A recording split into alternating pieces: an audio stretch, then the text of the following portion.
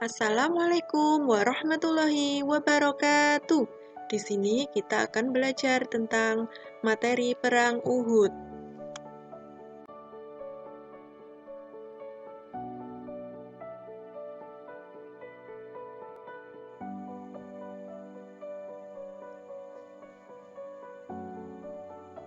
Mengapa dikatakan Perang Uhud? Karena peperangan ini terjadi di kaki Bukit Uhud, yaitu sebuah bukit yang terletak di sebelah timur laut kota Madinah. Perang Uhud terjadi pada pertengahan bulan Sya'ban tahun ketiga Hijriah yang bertepatan dengan bulan Januari 625 Masehi.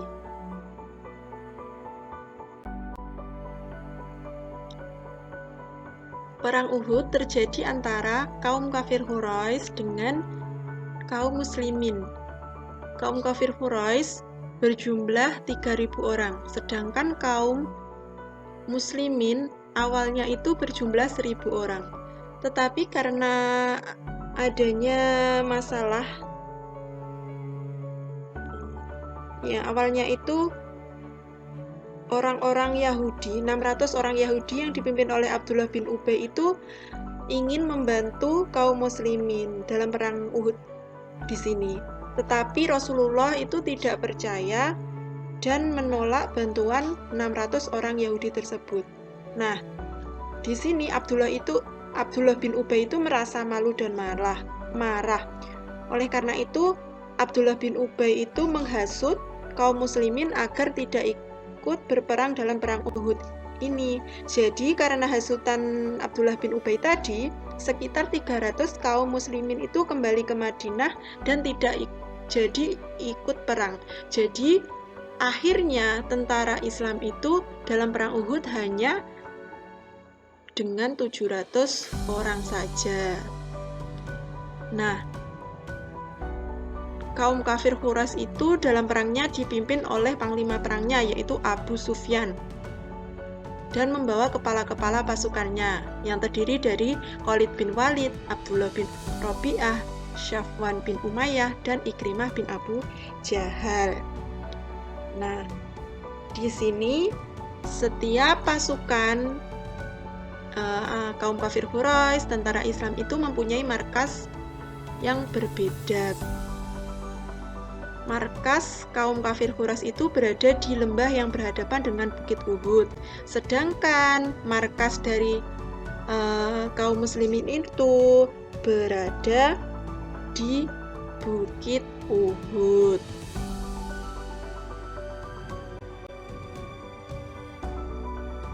Nah, sebelum peperangan terjadi, Rasulullah SAW menempatkan 50 pemanah di atas bukit yang dipimpin oleh Abdullah bin Zubair, dan sisanya itu ditempatkan di balik bukit.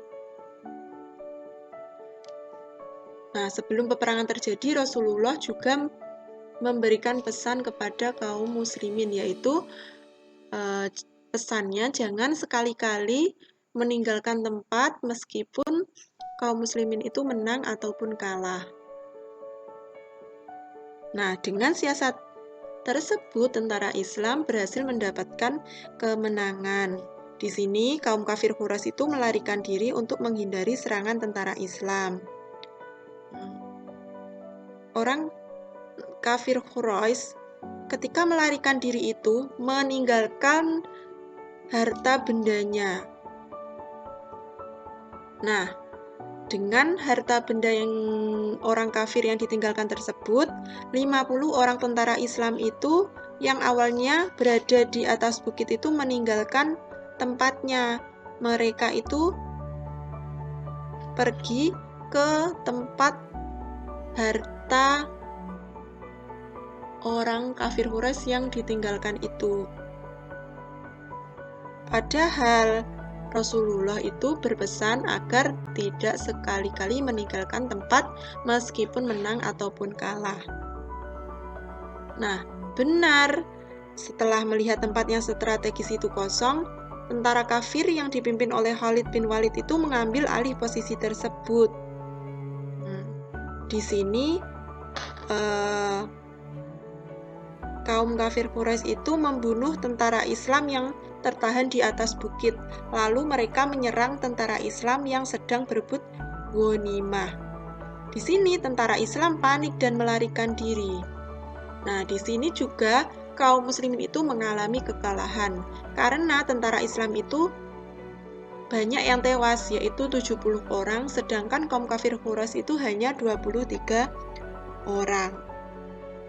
Dengan akibat kekalahan kaum muslimin dalam perang Uhud ini, bangsa Yahudi di Madinah melepaskan ikatan perjanjiannya dengan Rasulullah, lalu bergabung dengan kaum kafir Quraisy.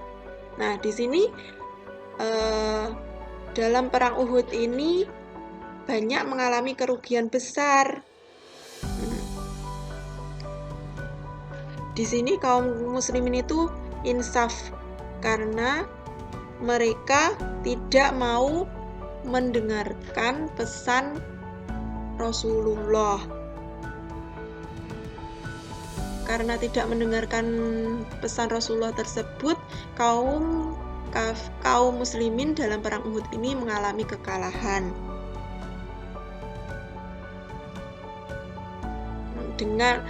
Dengan kekalahan tersebut, kaum muslimin itu banyak yang melarikan diri, tetapi tidak dengan Rasulullah. Rasulullah itu tetap bertahan bersama Abu Talhah Al-Ansari, Sa'ad bin Abi Waqqas, Sahal bin Hanif, Ka'ab bin Malik, dan Abu Dujana. Dan mereka-mereka tersebut itu yaitu para pemanah yang ulung. Mereka itu dengan gigih melindungi Rasulullah dari serangan anak panah.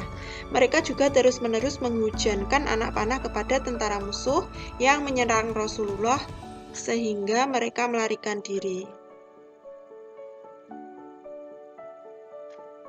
Dalam perang Uhud ini Rasulullah itu banyak tertimpa musibah besar. Di antaranya Rasulullah itu mendapatkan serangan anak panah. Yang kedua, Rasulullah itu terperosok ke dalam perangkat yang dibuat Abu Amir. Terus yang ketiga, Rasulullah juga dilempar batu oleh Utbah bin Abi Waqqas. Dan yang keempat, Rasulullah SAW itu dipukul bahu dan tulang pipi oleh Abdullah bin Umayyah.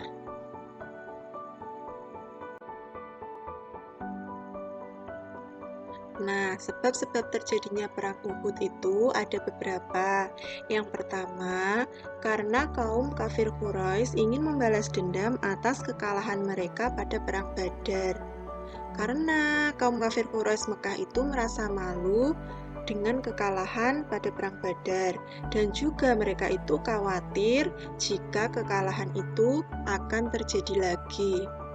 Yang kedua, karena kaum kafir Quraisy itu mengalami kerugian dalam bidang ekonomi. Karena setelah terjadinya perang Badar, saudagar-saudagar kaum kafir Quraisy Mekah itu tidak ada yang berani berdagang ke Syria. Karena mereka takut jika mana mereka berdagang ke Syria, mereka akan ditangkap oleh orang-orang Islam. Dan apabila keadaan itu berlangsung terus-menerus, penduduk Mekah akan diserang bahaya kelaparan dan krisis ekonomi. Karena itu, para pembesar Quraisy berunding untuk menuntut balas atas kekalahan mereka pada perang Badar.